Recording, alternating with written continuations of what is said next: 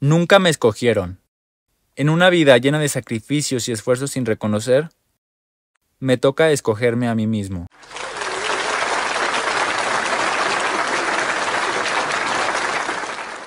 Capítulo 3. Adoctrinamiento y jerarquía. Irte, corruptionem educationem, don't move. Este par de retratos fue el primero que hice. En este capítulo buscaba explorar la manera en que la ropa que usamos nos define y cómo un uniforme nos puede llegar a quitar nuestra individualidad, convirtiéndonos en un integrante más de un grupo. También estaba interesado en las placas de identificación, que nos recuerdan nuestro nombre, pero también nuestro lugar y nuestro título en el grupo. Estas etiquetas que nos indican nuestra posición en la jerarquía. En estos retratos aparezco con mi uniforme escolar, de cuando estudiaba secundaria en México, y mi uniforme de trabajo de mi primer empleo en Estados Unidos. Cambié los logos para contar mi historia, creando una contradicción y un dilema entre los conceptos de quedarse o irse.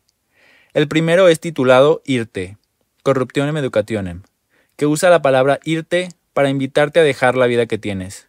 Corruptionem educationem se traduce a corrupción en la educación, que habla de mi experiencia como estudiante de esta institución educativa. El segundo tiene como título Don't Move, que quiere decir no te muevas, haciendo referencia a cómo me sentía sin salida trabajando donde lo hacía. En ambos retratos aparezco atrapado por los bordes del lienzo. En uno, esperanzado por el potencial de un futuro de reconocimiento a través de la disciplina, mientras que en el otro, parezco haber perdido todo optimismo sin ninguna oportunidad de escapar. La pintura previa, Careful What You Wish For, nos prepara para este capítulo, que depende del texto que se lee en la pintura para entender el contexto completo del significado de los retratos. El camino formado por la alfombra roja también crea una conexión visual con el chaleco en la próxima pintura. En el capítulo 2, tenemos el contraste de una figura sentada, inactiva, y el personaje en movimiento. En el capítulo 3, hacemos una transición a la contradicción de irse contra el no moverse. Estos retratos los hice justo después de renunciar a mi trabajo en el que había durado 6 años sin conocer alternativa. Fue como terminar una relación tóxica en la que infinidad de veces justifiqué el menosprecio de mi trabajo y las injusticias de quienes tenían un mayor poder. Estas pinturas son en honor a esas decisiones difíciles que forjaron el camino de mi vida, que me permitieron crecer y cambiar a través de la honestidad y el sacrificio. Siendo las primeras pinturas en ser completadas, representan la decisión de darlo todo por el proyecto, contando mi verdad ante la opción de permanecer en la comodidad del silencio por el resto de mi vida. Para uno de los retratos, me tomé una foto en mi uniforme de trabajo, y para el otro usé varias fotos viejas para combinarlas en una composición. Hice bocetos a escala cambiando los logos. En ellos experimenté diferentes opciones para el fondo antes de decidir usar un color plano para mantener el enfoque en las figuras. Transferí el dibujo al lienzo usando una cuadrícula.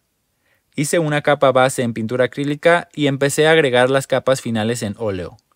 Luego seguí el mismo proceso para el segundo retrato. No estaba convencido por el retrato con mi uniforme escolar y no lograba distinguir qué estaba fallando. Al usar diferentes fotos a la vez como referencia, se dificultaba aún más decidir qué dirección tomar. En formato digital, cambié algunos rasgos, corregí el posicionamiento y terminé el fondo como mejor pude. Aún con esta versión mejorada de la pintura, no me sentía satisfecho, así que decidí volver a empezar. Escogí una nueva foto, cambié la dirección de la mirada e hice algunos ajustes a la ropa. La nueva foto muestra una expresión más natural y un ángulo más interesante. El proceso fluyó mucho más fácil al tener una referencia singular, y aprendí que dedicar un poco más de esfuerzo en encontrar la referencia indicada puede ahorrar mucho tiempo en el proceso de realización. Una vez que ambos retratos estaban terminados, estaba listo para continuar explorando el formato de retrato y desafiar los límites de mi creatividad. Escuela. Recuerdo cuando estaba en secundaria, y se llegó el primer periodo de evaluación en la clase de matemáticas. Tenía todos los puntos de mis trabajos que contaban el 80% de la calificación. El otro 20% era calificación por actitud. Era bien portado, hacía todos los trabajos cuando se asignaban y era participativo en clase. Había acumulado 8 puntos de trabajos, 2 puntos de actitud y además tenía un punto extra. En total sumaba 11 puntos de 10, pero la maestra me calificó con 9, con la justificación de que ella no daba 10 a nadie en el primer periodo de evaluación para que los estudiantes no pensaran que su clase era muy fácil. Así sin más, no me dio los puntos que me había ganado. Esto no tenía sentido para mí y no entendía cómo una maestra de matemáticas hacía cálculos tan arbitrarios. Yo ya había tenido una racha de siempre obtener el máximo de calificación en esta asignatura que sostenía de hace años. Este incidente me hizo perder un poco la motivación por sobresalir académicamente, ya que me daba a entender que aunque me ganara una calificación, los profesores tenían el poder de asignar la nota que quisieran. Mis calificaciones significaban mucho para mí. En mis años de secundaria, siempre fui aplicado en clases y participativo en actividades curriculares, y siempre tuve el mejor promedio de mi generación. Por ello, me dieron varios reconocimientos. A lo largo de los años, me tocó conocer a muchos profesores y profesoras con buen juicio y un excelente desempeño en su labor, pero muchos otros con puestos comprados que no sabían lo que hacían. Había otra maestra en secundaria que enseñaba formación cívica y ética, que cuando me calificaba siempre me ponía 10. Una vez me dijo, «Pues, ¿qué más te pongo?», como si le pesara calificarme con el máximo de calificación, a pesar de hacer todo lo que se me pedía. Cuando cursé tercero de secundaria, hubo un cambio en dirección. Esta maestra aprovechó para, por medio de sus influencias, ser quien llevaba la dirección de todos los eventos de la escuela. Siendo esta maestra la titular del otro tercero, siempre le daba la oportunidad a los alumnos de su grupo de participar en dichos eventos, mientras que nuestro salón era mayormente ignorado. Hay un premio que es el mayor reconocimiento que da la escuela, que se otorga a un egresado de secundaria a final de año basado en el desempeño académico. La maestra hizo de las suyas para que una alumna de su salón, a quien siempre asignaba roles de liderazgo en eventos, ganara dicho reconocimiento. Académicamente hablando, habíamos estudiantes con un promedio de calificación superior al suyo. El mío fue el mejor de la generación. Cuando se presentó el premio, se hizo énfasis en que la entrega del reconocimiento tomaría como prioridad el liderazgo y la disposición antes que el desempeño académico, como si se intentara justificar la decisión. Como estudiante, yo siempre estaba dispuesto y participando en todo lo que se me daba oportunidad, y llevando el mejor promedio de la clase. Aún creo que quizá yo debía haber ganado ese reconocimiento si no lo hubieran basado en algo tan subjetivo que no puede ser medido objetivamente. Viví en carne propia los efectos de la corrupción y el abuso de poder. Así, con mis experiencias en secundaria, aprendí que sin importar el sacrificio y el esfuerzo, el merecer no es suficiente. Mi estadía en prepa fue breve, solo 2 semestres. De acuerdo con mi promedio de egresado de secundaria y puntaje de examen de admisión, se me debió haber dado prioridad en elegir el turno en el que cursaría. Yo quería tomar clases en el turno matutino, porque era a lo que estaba acostumbrado. Sin embargo, me asignaron al turno vespertino. En este tiempo, podría presentarme desde cero, sin prejuicios, sin ser el estudioso de pocos amigos. Hice muchas amistades que volvieron este tiempo difícil más tolerable. Fue un reto adaptarme a un nuevo horario y lidiar con la negligencia de la administración. Tenía profesores que a veces no iban a clases sin avisar ni nada.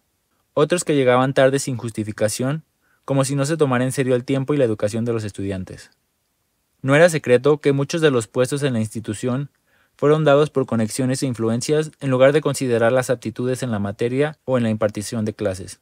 Siendo la escuela lo único a lo que dedicaba mi tiempo, atención y esfuerzo, me atormentaba no poder hacer nada por mejorar mis condiciones. Tuve una crisis de identidad. Al segundo semestre fui uno de varios alumnos que pidió cambio al turno matutino, y por mi promedio sí me lo dieron. Tenía la esperanza que las cosas serían mejores en este turno, pero todo siguió igual. Un día entró a nuestra clase el coordinador a preguntar quiénes hablaban inglés, ya que había una posible oportunidad de estudiar en el extranjero. Una compañera y yo levantamos la mano.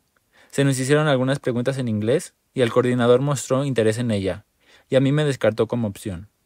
Me puse a pensar cómo estudiar en el extranjero quizá resolvería todos mis problemas.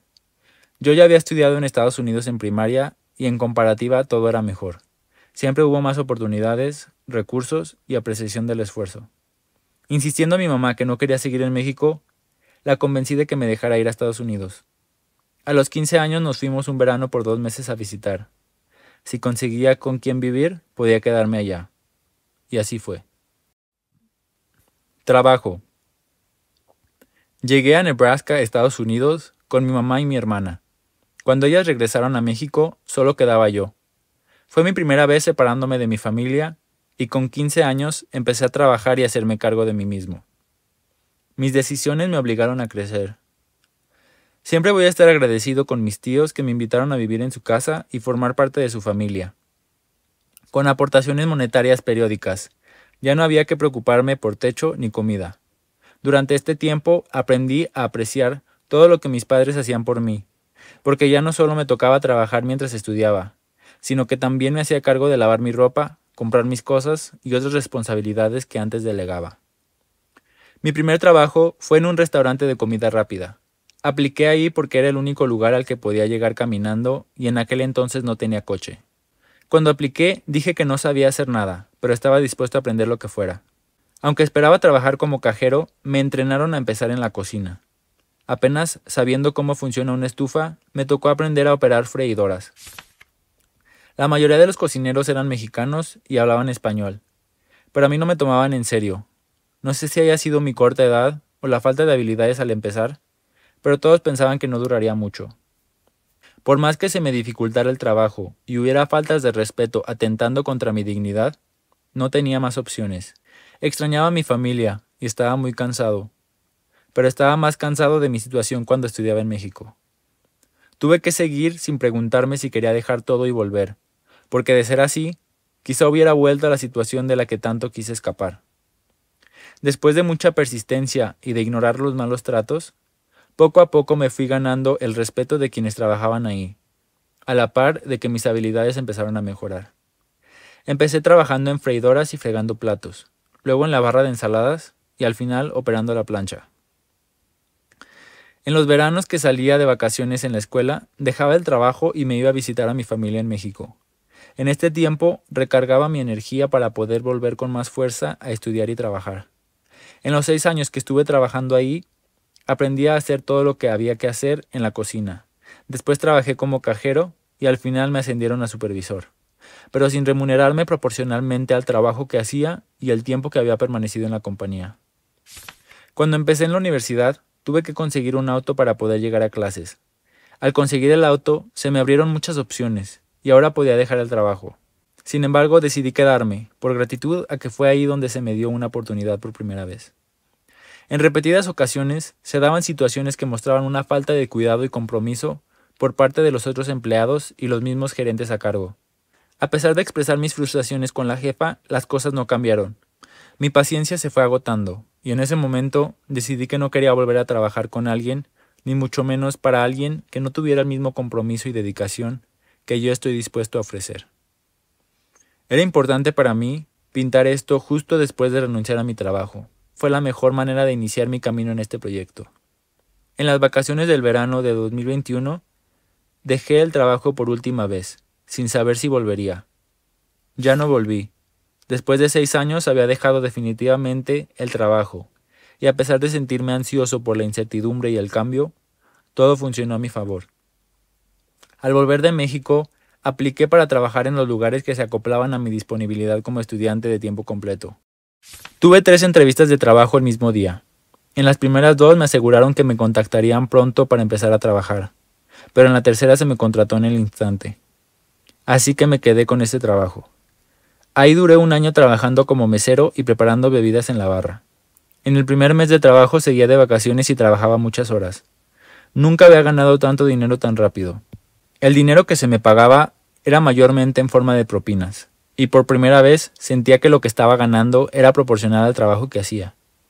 Si bien este trabajo era sumamente demandante física y mentalmente, en el año que permanecí pude ahorrar suficiente dinero para salirme de trabajar el último semestre y enfocarme en mi proyecto de tesis.